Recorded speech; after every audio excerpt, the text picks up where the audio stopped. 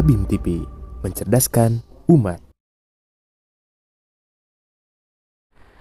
Assalamualaikum warahmatullahi wabarakatuh. Alhamdulillahirabbil alamin, hamdan na'imin, hamdan syakirin. Asyhadu an la ilaha illallah, ilahul awwalin wal akhirin. Wa asyhadu anna Muhammadan abduhu wa rasuluhu khiyaratul muhtarin. Sahabat ABIM TV rahimakumullah, dalam kesempatan ini kita bersama-sama memaknai Isra Mi'raj, di mana Isra Mi'raj ini adalah salah satu momen di mana Nabi Muhammad mencapai puncak daripada ma'rifah itu sendiri. Beliau mencapai puncak daripada keimanan itu sendiri sampai kepada tahap akmalul yakin.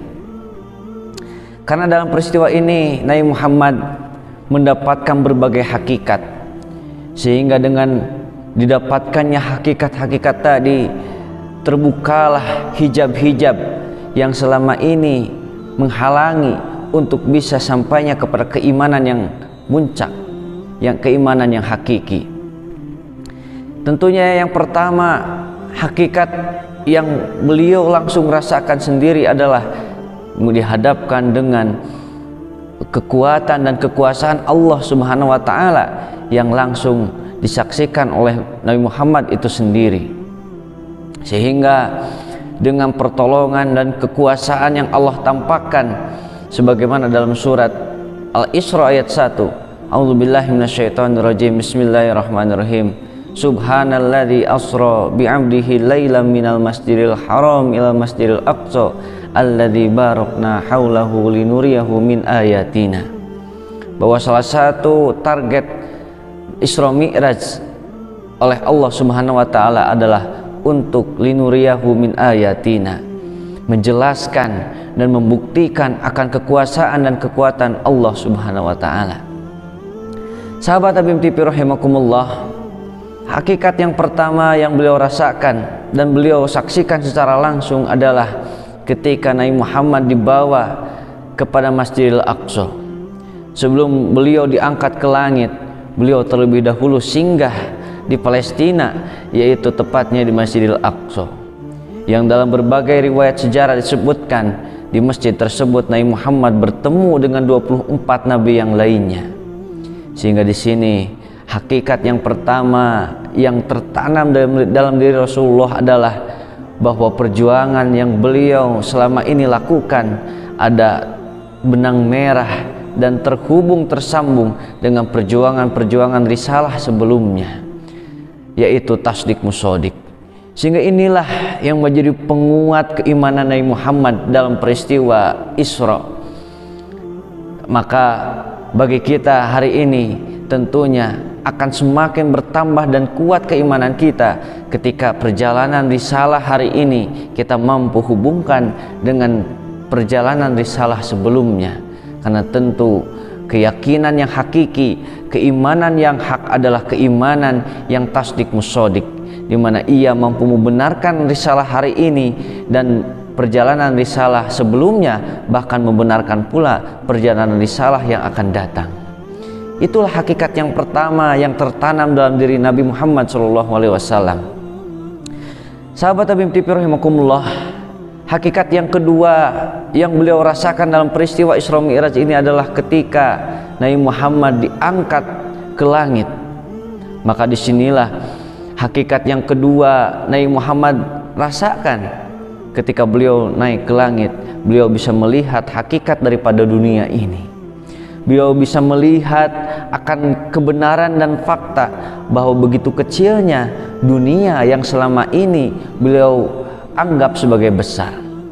Abu Jahal yang selama ini disegani oleh Nabi Muhammad, baik itu dengan kekuasaannya, dengan banyaknya pengikut, dengan banyaknya harta dan sebagainya, ternyata ketika peristiwa Mi'raj ini Abu Jahal sekalipun tidak terlihat, bahkan tidak nampak sedikit pun.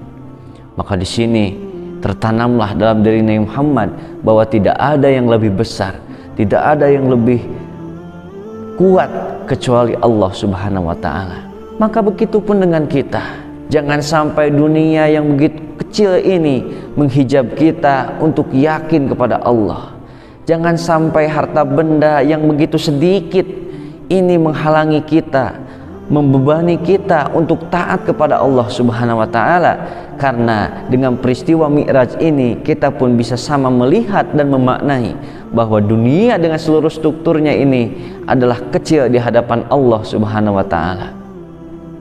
Sahabat Habib TV rahimakumullah, hakikat yang ketiga yang Nabi Muhammad SAW dapatkan dalam peristiwa Isra Mi'raj ini adalah ketika Nabi Muhammad bertemu dengan Allah Subhanahu wa taala. Terlepas apakah Nabi Muhammad bertemu dengan Zatiah Allah ataupun sebaliknya, namun hikmah yang tentunya bisa kita ambil, bertemunya dengan Allah ini menjadi sesuatu yang tentunya akan menambah keimanan, karena Allah itu sendiri adalah objek pertama daripada keimanan, objek yang menjadi tujuan dari seluruh penyembahan, seluruh perjuangan dan pengorbanan yang dilakukan oleh Nabi Muhammad itu sendiri. Sehingga tentu ketika bertemu secara langsung memiliki nilai tersendiri bagi jiwa Nabi Muhammad. Maka bertemunya kita dengan Allah Subhanahu wa taala dalam konteks hari ini adalah bagaimana kita berupaya bertemu dengan Allah dalam arti dan makna bertemu dengan janji-janjinya. Ketika kita bertemu dengan janji-janji Allah, maka tentunya akan semakin kuat keimanan kita. Bertemunya kita dengan Allah dalam konteks hari ini adalah bertemunya kita dengan perintah-perintah Allah.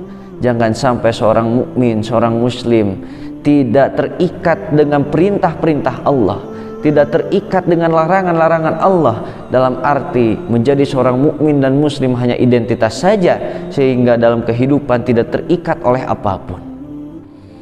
Bertemunya dengan Allah dalam konteks hari ini adalah bertemunya kita dengan pertolongannya. Bertemunya kita dengan Allah adalah bertemunya dengan rahmat dan kasih sayangnya ketika kita sedang menjalankan perintah Allah.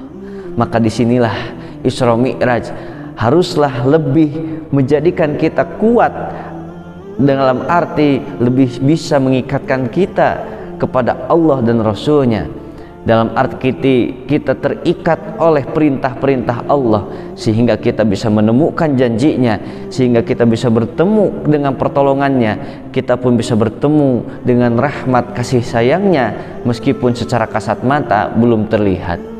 Demikian secara sekilas makna Isra Mi'raj sebagai penghantar ma'rifah puncaknya Nabi Muhammad SAW bagi kita. Mudah-mudahan hikmah Isra Mi'raj bukan hanya di zaman dahulu, tapi bisa ditarik sampai hari ini, karena Allah mengabadikan sendiri Isra Mi'raj dalam Al-Quran.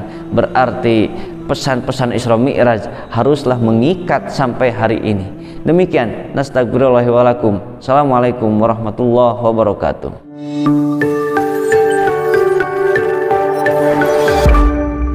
Habim TV, mencerdaskan umat.